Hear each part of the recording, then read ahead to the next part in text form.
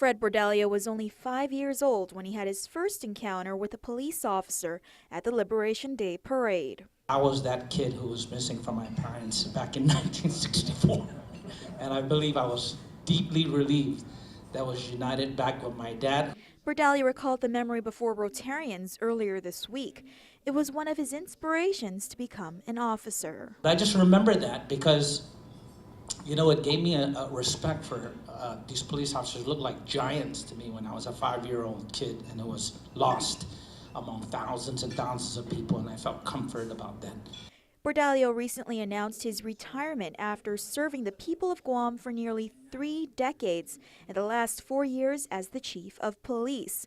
With May 22nd marking his last day on the job, he reflected on his time as head of the heat. I think I tried to do that in my job as chief of police, to be very transparent, open about how we share our information without compromising criminal investigations or internal affairs investigations. He hopes his successor will continue to build on recruitment efforts.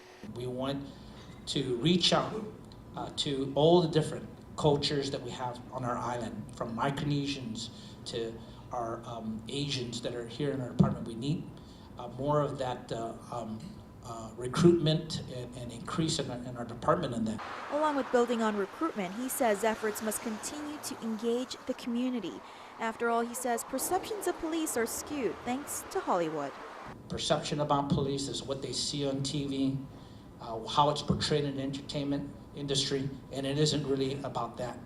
There's a lot more into it about what an officer does on a day-to-day basis and what they have to contend with. One of those day-to-day battles is maintaining optimum health, not just physical health, but mental health. Every chief of police should consider to say we should have every now and then officers, they see a lot of stuff, to actually have appointments, to just vent out and to be assessed. And it's private and it's confidential, but that's just making sure you're taking care of your officers, just to make sure that everything's okay.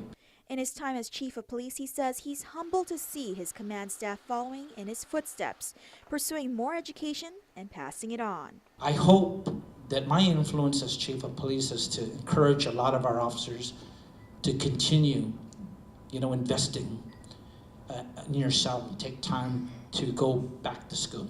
As he steps down and prepares for the next chapter of his life, Bordallo says he's excited for what's in store for the department. We have the talent in the Guam Police Department for our future generation of leaders, as I said when I was interviewed, to move up and advance. And so when we look at the other